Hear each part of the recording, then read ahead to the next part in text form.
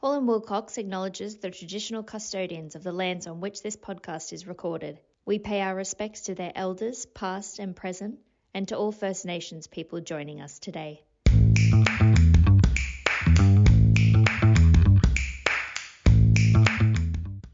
Hello and welcome to our latest episode of Cyberzone. My name is Eden Winokur and I'm the head of cyber at Hall & Wilcox. We're recording on the 13th of October 2025 and today is Season 3, Episode 3, which is titled Cyber Injunctions. For this episode, I'm delighted to be joined today by Tamir Maltz. Tamir is a barrister at 12 Wentworth Selborne Chambers with more than 20 years experience. Tamir was the lead barrister who secured the first Australian injunction against a foreign hacking group in the case of HWL Ebsworth Lawyers against persons unknown. He has market-leading experience with cyber injunctions, and I'm looking forward to this discussion. Welcome, Tamir. Hey, thank you very much for inviting me. Let's jump into it. Tamir, tell us a bit about the basic practical motivations for cyber injunctions and tell us a little bit about their growth. Okay. To start with, some of your audience will be aware of what injunctions are, some won't. So just to do the basics, an injunction is a form of court order. It is an order that in a normal case, if someone disobeys it, especially intentionally, they would be exposed to a penalty because they would be in contempt of a court order. They've been used in all different areas of law. It's a very old idea. To get an injunction, you need to establish what the lawyer's jargon a cause of action. And that's just really a recipe of the things you have to assemble in order to convince the court to give you the order.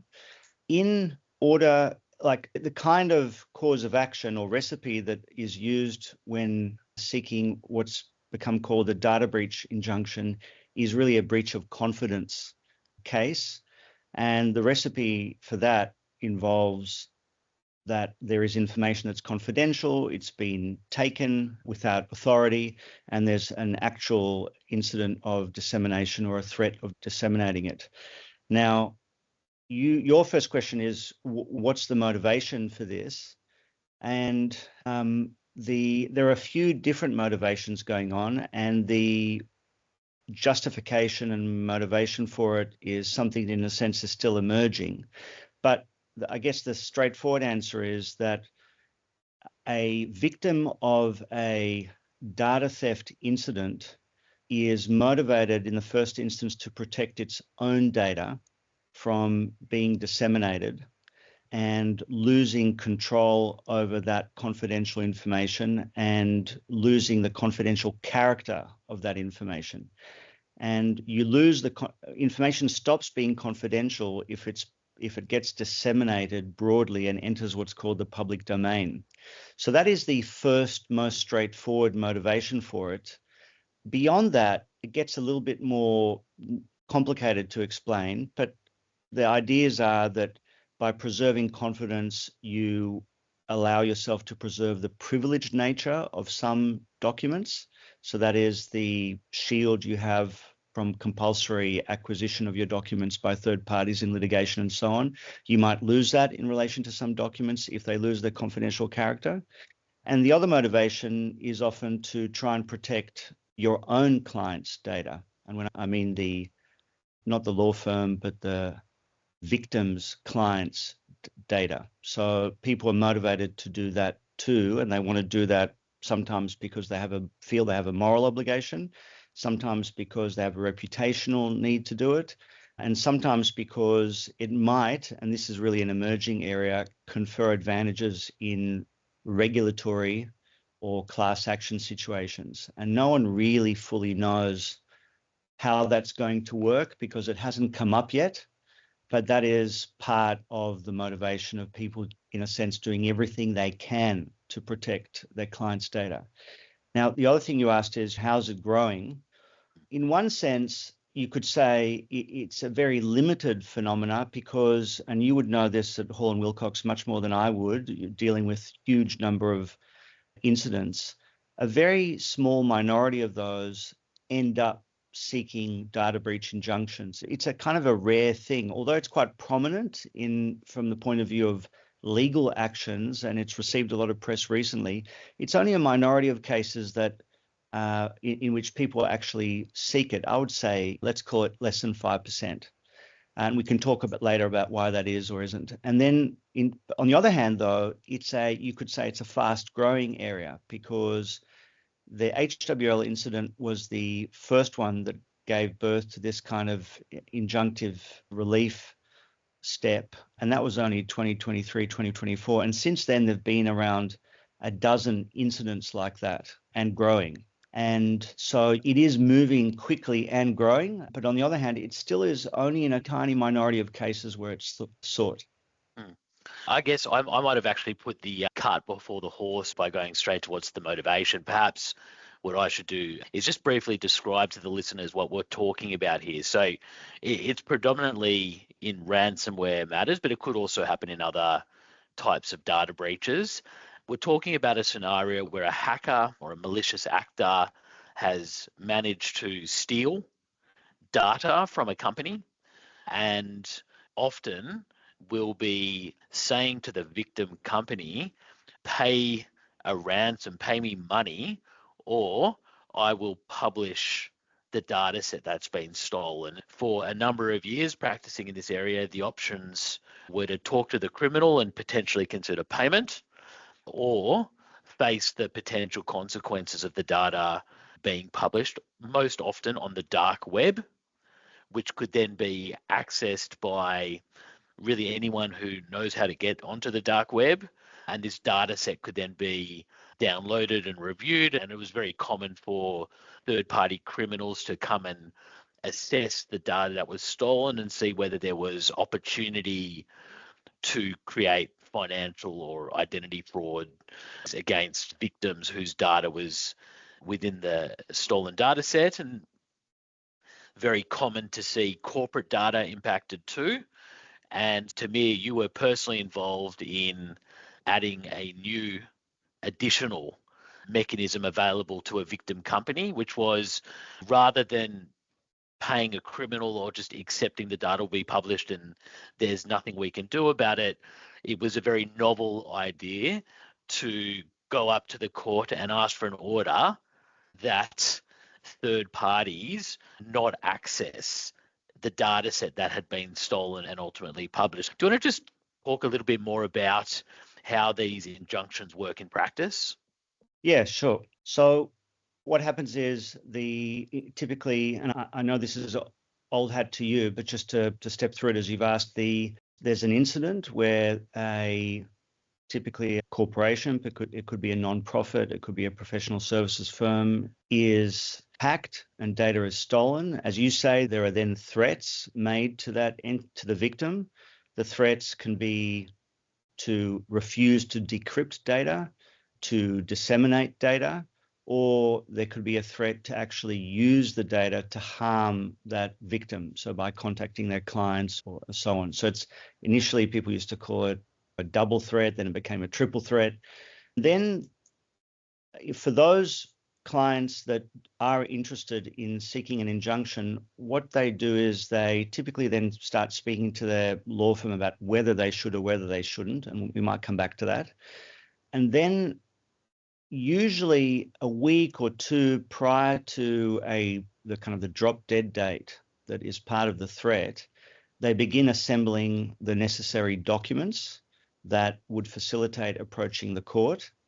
And they do that usually even when they're not sure yet whether they will approach the court, because they will want to be ready for what might be a kind of a board decision or a managing director decision or partner decision to go ahead. And that decision will usually only finally be made closer to the drop dead date.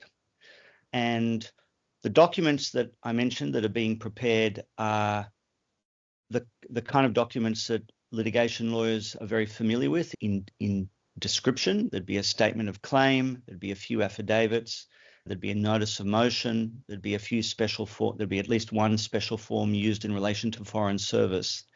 And those would be prepared. Now, typically, everybody is quite busy with the incident response. And so it's very helpful when there's a law firm that is already involved in coaching the victim through the incident, because they're already aware of a lot of the things that need to go in these materials. So the statement of claim, as I mentioned, sets out what I called before the recipe for the cause of action, the components you need to show that you satisfy the ingredients for a breach of confidence case. The affidavits usually describe the incident, what the response to the incident has been, the kind of transcript of the communications with the threat actor, the threat that's been made, the due date, the kind of the drop dead date. Then there's also a section that is quite hard to do. It's harder than your listeners might intuitively, if they haven't been involved in an incident, think, to define the data that's been stolen. And that is because there's a lot of fog in the air early on, as you appreciate from your experience about what's been stolen. You could sometimes tell what you've got. You sometimes don't know what's been stolen. Sometimes you're being told things by the threat actor. You don't even know if they're true. You've got your forensic investigators telling you things. Now, it's both hard to do and important, because you need to be able to define the data to some degree in order to get this injunction, i.e. the court order preventing dissemination of the information, because you need to do it for at least two reasons. One is you need to be able to explain to the court why the data is confidential, because if it's not confidential data, then you don't get an injunction. And the second thing is you need the injunction to be able to be read by people who receive it, and we'll come back to who might receive it, in order so they know when they're breaching it and when they're not. You face this, you're in the wrong quadrant, right? It's difficult and important. That's a bad place to be. But as we're getting more skilled at doing that component and getting to the heart of it very quickly, and that's one aspect that's a little bit difficult. Another aspect that can be difficult is giving some information about the threat actor and their location and how to serve them. Now, how to serve them is probably, I'm exaggerating a little bit in terms of difficulty. That usually is solved by the threat actor themselves, because they open a channel for ransom negotiations. As for location, that's a bit more difficult, and that can be inferred from IP addresses, although they're obfuscated sometimes, and it can also be inferred by the use of external experts. And we could talk more about that later, the increasing prominence of experts in these kind of injunctions. So those are the kinds of things that end up. There's a notice of motion, which I won't go through. It's a bit too boring for listeners, but they are the immediate requirements for an immediate short-term injunction. And what happens then is you go to court with the materials I've described. The court then reads them, considers them, typically grants a very short-term injunction, what's called an interim injunction. That lasts for 1, 2, or 3 days. You then come back. Usually you tell about 2 or 3 days later, you tell the court, look, we've served it as you ordered us to using the channel, and we have received a response, often from the threat actor. It can be businesslike, it can be vulgar. You never know really what you're getting, but that is it. The court's told about that. And then typically what happens is, obviously no one turns up from the other side, and then the court then extends that interim order on in a sense, an indefinite basis, but not a permanent basis. And then you come back to court, say 6 weeks or 8 weeks later. I can explain why later, but it's a procedural thing. And then you get your permanent order by way of a default judgment. That's been the process in Australia, although in some other jurisdictions they've used summary judgment.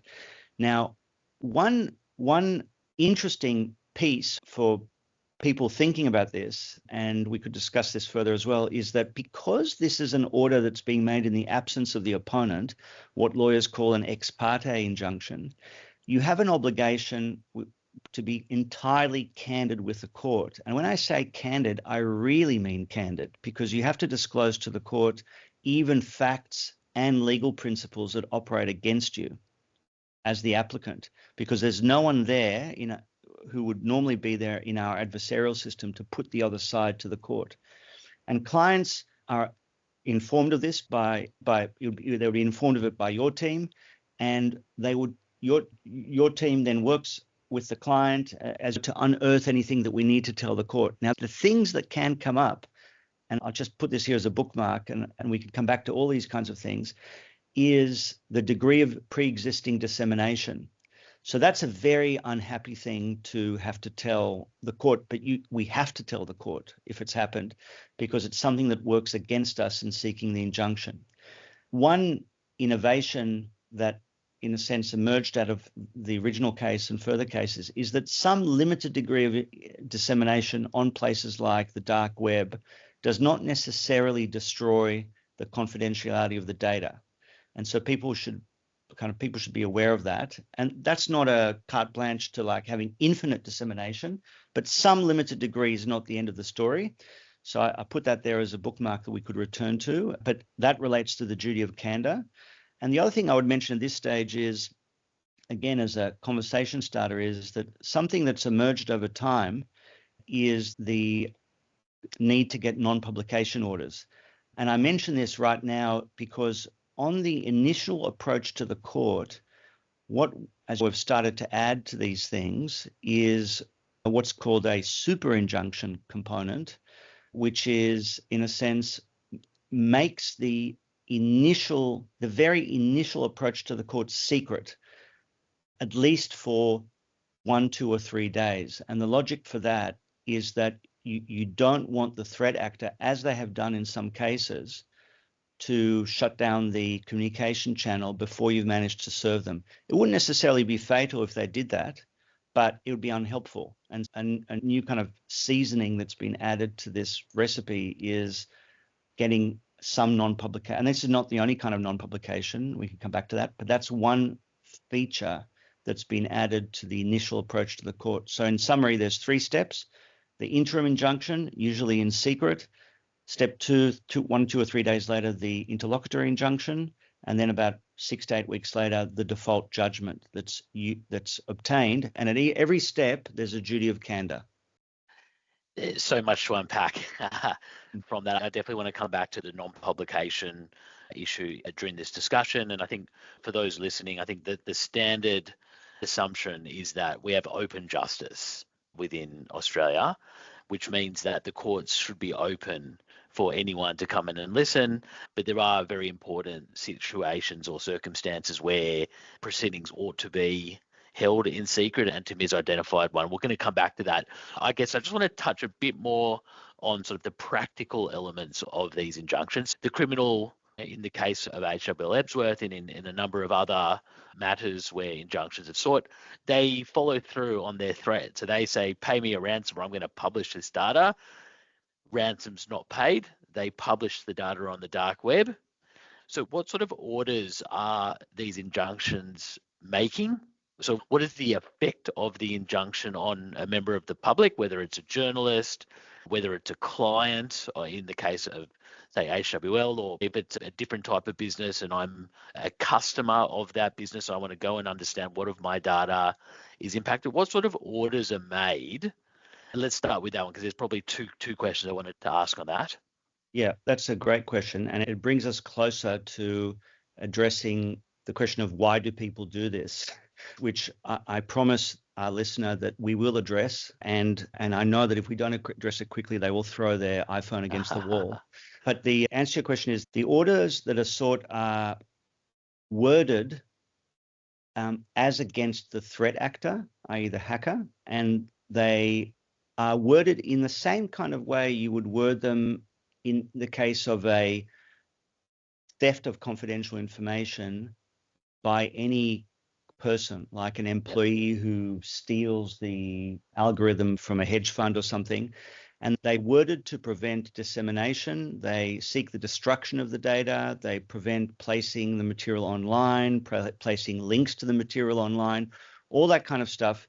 And they're worded so as to prevent all that happening, and they're addressed to the threat actor. Now, I know, like at this point, I pretty much have to explain why bother, because it's clear to the listener that we're dealing with an admitted criminal who's engaging in extortion. There are various offences being engaged in under the Crimes Act. So there's not much hope that they will be respectful of court orders. And so then you've got 2 questions, which we probably I'm going to address those straight away. And that is, A, why would the court make an order that on its face could be said to be futile? Because there's a reflex in case law against making what people might say are futile orders, right? And the short answer to that is it's not futile, and I'll come back to that. And then the second question is, why would you do this? Why would you as a victim seek this when the threat actor themselves may not actually obey the order? So this raises, I think, there are all kinds of interesting background stories to this, but in a nutshell, there's a principle that emerged from, or at least was made quite prominent from a series of cases arising from a book that was published in the early 90s called Spycatcher by a former operative of, I think it was MI6. It was, yeah. And in that book, which he sought to publish, he revealed all kinds of techniques and technologies about the operations of that government department. And the UK government sought to suppress kind of dissemination of that information. Now, in the litigation that followed, which actually was to some extent international because it reached out at least to Australia as well, and it was part of the litigation that originally made Malcolm Turnbull globally, let's say, well known as a kind of a young barrister in Sydney.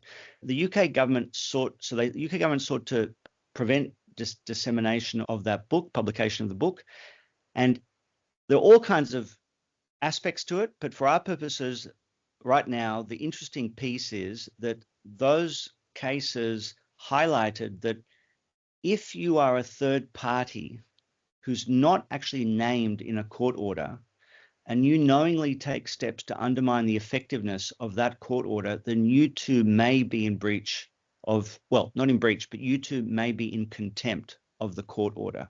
All right. So you're not actually directly subject to the court order, but because you're going out of your way to undermine its effectiveness, you may also be in contempt. And there was a similar series of cases, or at least one case in the early 2000s to do with a similar kind of incident involving publication by a member of some Secret Service element of the UK government. And again, that idea was confirmed. Now, in the UK, I won't go into it, but there are some peculiarities about how that might work after a final injunction. But that doesn't matter right now in the Australian context, because coming back to our story, the injunction you get as against the threat actor has this kind of force field effect that might influence the behavior of third parties that might otherwise undermine the effect of the injunction, right? Now, these third parties can range, they're all, you have to, at this point, you have to use your imagination, right? If you're not deep in incident response, right? But these parties could include things like actual kind of people who are caught up in the incident and want to rummage through the information to find their own data, right? But in doing so, they might undermine the confidentiality of the totality of the data, right? Because they're looking at other people's data in looking for their own data. It might include bloggers. It might include publishers of magazines and newsletters and newspapers, right? It might include security researchers. There are all kinds of people who might look at the information, and this kind of injunction discourages that activity. And so because of what, let me call it the Spycatcher principle for the purposes of this podcast, although it predates Spycatcher, let's call it the Spycatcher principle. Because of that, the injunction has utility because it, let's call it, suppresses the dissemination of what really is stolen goods, stolen information. And so that's the logic of it. And then to give effect to using the Spycatcher principles, you can't really be doing the wrong thing if you're not aware of the injunction. So if you're not aware of the injunction, you go on the dark web because you hear about this incident without awareness of the injunction, you're doing that in good faith. It's pretty difficult to point the finger at someone for doing the wrong thing. So in order for the injunction to have the effect it's intending to have, the victim company really needs to publicize the existence of the injunction, don't they? Yeah, I think the short answer is yes. The longer answer is a little more nuanced. The short answer is yes, absolutely. What you're saying is entirely logical. The longer answer is that people take different, they take a different entities take different stances to it, as you know from your own experience. The one approach is to be very proactive and publicize the kind of injunction to achieve exactly the effect that you're talking about, to put people on notice of it so that they would be in contempt if they did the wrong thing. And it has also secondary benefits that are outside of my sphere of competence. There are communication strategies that are associated with this. But some people take a different stance, and they might put it on their own website, they might not, but they might use it more as part of a takedown notice, a more reactive, responsive approach. So they might just wait and see what happens. And in the event that some blogger puts up the wrong thing, sometimes inadvertently, not realizing, they might then notify them of the injunction and say, look, you're doing the wrong thing. Here's an order we obtained. You're undermining its effectiveness. You need to take it down. And from what I have seen, and I'm not as much at the coalface as law firms such as yours are in doing the takedowns, the people are generally actually quite responsive. They're not keen to cut across these injunctions. You could have all kinds of philosophical debates about challenging the injunction and so on, but actually, when people see that a victim is determined to get an injunction and propel it forward, they realize that they're dealing with a credible threat, and they're not keen to be involved in litigation. And so my observation is that in general, not universally, but in general, people are quite responsive, i.e. it's not a silver bullet, but it is a kind of bullet. Yeah, I think that's really been a very interesting discussion about utility and how these things work in practice and how I'm sure they're still evolving. I wanted to come back to something we talked about a bit earlier, which was non-publication orders. Obviously, you mentioned that they're very important in that those early stages because we don't want to tip off the threat actor. That could lead to a hostile response. They could go and publish the data. I think you used the word vulgar. There's probably a few other words I'd add to that mix. But do you want to just talk a little bit about the benefits of non-publication orders and how you're seeing them in current matters? Yeah. Initially, in, let's say, the HWL case, there were no non-publication orders, but this is something that's developed over time, when to use them, when to ask for them, how to justify them, where they fit in the logic of the whole enterprise. So I would say that one place where they're appropriate, I've already discussed, as you point out, which is when you first approach the court, you normally get a very short, these days, people normally get a very short-term non-publication order in relation to the victim approaching the court in order to avoid the drawbridge of the communication channel being pulled up by the threat actor and thus making service more difficult, right? And usually that drawbridge is down because there is a channel to facilitate negotiations. So that's the first place where they have become used, and that's the one I called the super injunction. And I don't know why it's been started to be called the super injunction. Is used in other contexts. It's just any scenario where the injunction itself is secret. Now, and it's rare generally, but in this case, a very short-term piece of secrecy seems appropriate. Judges have accepted it. Now, the other places where non-publication or suppression orders have become used, and I'll just distinguish between non-publication and suppression. A suppression order is one that prevents any kind of communication. We're talking here like state secret level components, company, open quotes, state secret, close quotes, components. And that prevents anyone communicating it to anyone else. So I couldn't even talk to you over coffee and tell you the secret, right? But there's another kind of order, which is a non-publication order, and that would not prevent me discussing an idea or fact with you over coffee, but it would prevent any publication of that fact in a podcast like this or a newspaper report or a blog, etc.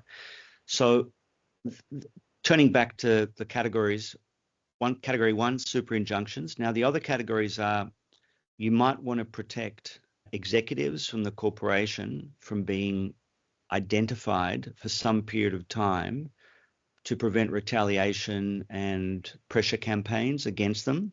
So their names, deponents like them, might be subjected to non-publication orders. You might want to protect the names of third-party experts. So there's now an ecosystem that you're aware of, that I'm aware of, third parties, both domestically and foreign, who have a lot of expertise in managing these situations and advising on the technical and strategic components. Now, it might be justified for the same reasons that you're protecting deponents, it might be justified to have suppression or non-publication orders in relation to them. And the same might be true in relation to the legal teams and counsel involved and so on. Now, different judges have taken different stances in relation to all these kinds of things, but the overall point is that it's increasingly being recognized that the scourge of ransomware incidents requires a societal response that involves us putting our pieces on the chessboard in a way that prevents damage to our institutions and companies. And part of that is putting those chess pieces on the board in a way where we can respond to incidents in the most emphatic way without, let's say, our foreign experts having to look over their shoulder and being subjected to threat campaigns and so on. So that's the second category that's become more present in terms of suppression non-publication orders.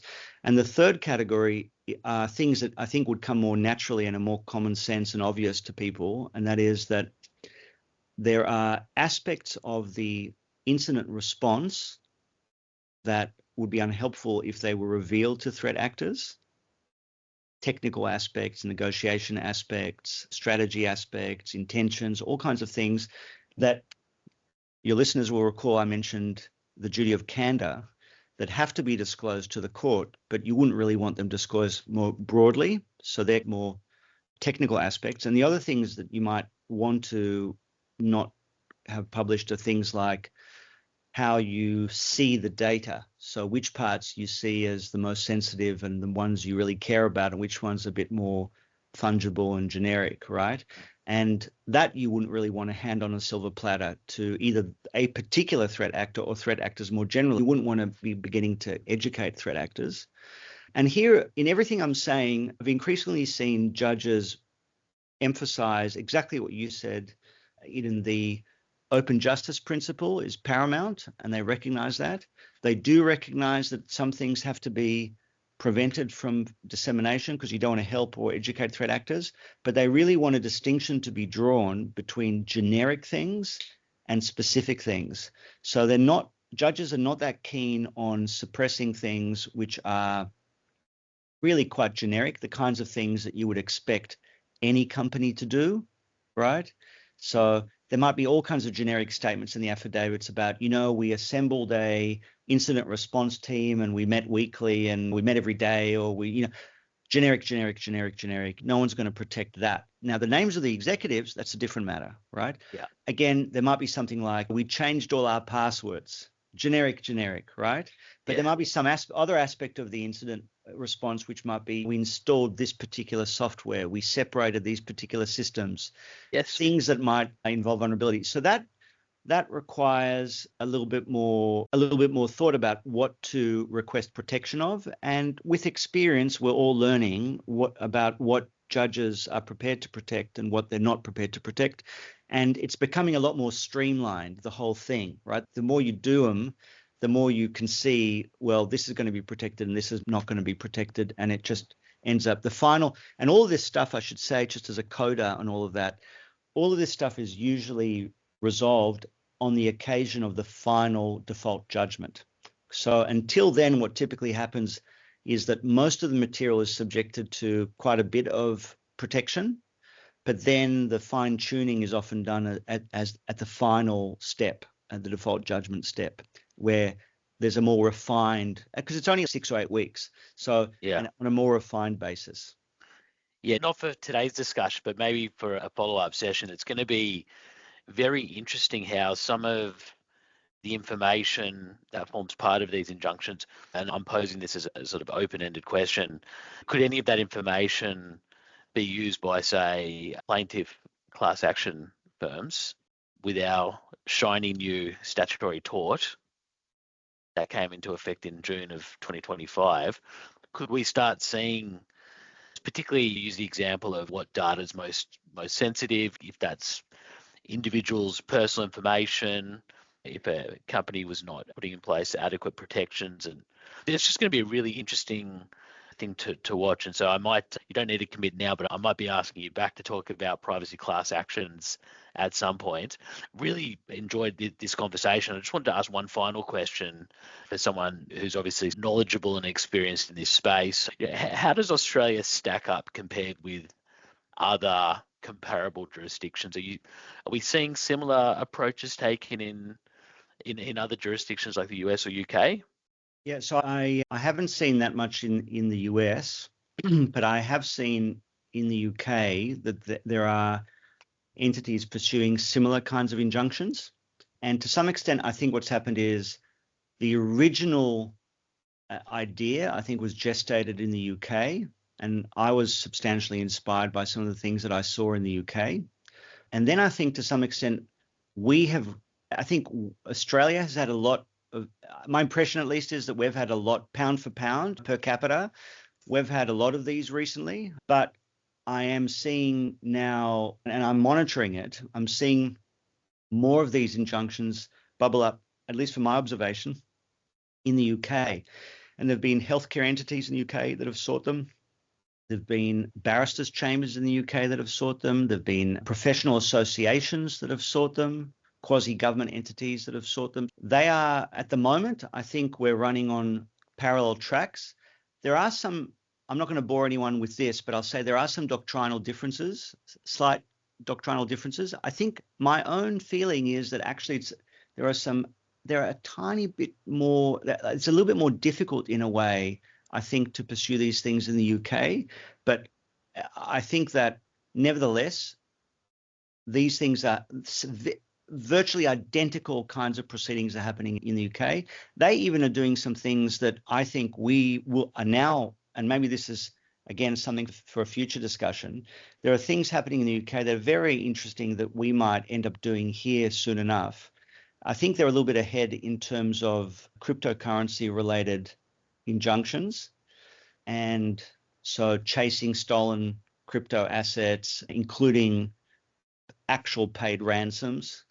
So there are a few interesting things happening there. And the other thing is I've seen they're a little bit ahead in seeking injunctions which cut across something we spoke about earlier, where both the plaintiff and the defendant's names are, in a sense, not published, right? So the defendant's name is not published because you don't know who they are, but the plaintiff's name is kept secret. And I'm only really aware of two of those, but that's something that hasn't been done here yet. And so that there's some developments there that we could be inspired about as well. And just to return to something that you mentioned before, which is trade-offs, I think that would be a great topic for future discussion, because I agree with you. There are trade-offs. I'm not selling this as a solution to everybody. The trade-off you identified is a fascinating one, namely between the duty of candor and possibly assisting future class action litigants. And that is a trade-off that victims do think about when they are thinking about these injunctions. And maybe as you say, we could save that for next time. But that's a really interesting, that's one of the trade-offs. That there are others, and it's not a solution for everybody. Yeah, that was some really interesting stuff that you mentioned there from the UK, and it'll be very interesting to see if we see those types of principles trickle their way into the Australian courts. I know Australia as a country, we were the first country to introduce ransomware reporting. Companies paying ransoms, if you're over 3 million revenue, now need to report it. I think the UK and others across Europe are now looking to us as leaders in that space. And I suspect a few barristers' chambers in the UK may have been looking at some of the decisions that have made their way into the public record that you were involved in, and getting some ideas there too, given while there might be doctrinal differences, they are still the principles that we have here are based on British law when it comes to breach of confidence and other relevant principles. To be a terrific conversation, really enjoyed it, incredibly insightful, and you can really tell you're a true expert in this space. Wanted to firstly thank you for your time and contribution to this podcast. Also wanted to thank everyone for listening today. Really hope you enjoyed the discussion. As always, if you've got any questions, please reach out. You can reach out to me. You can reach out to Tamir. His details are available on his chamber's website, or you can reach out to me and I can try and put you in touch. For those who don't know, it's hallandwilcox.com.au. I'm on LinkedIn. Please feel free to reach out. If you enjoyed today's episode, then follow our podcast on your favorite podcast platform. Thanks, everyone, for joining us in Cyberzone. Thank you very much.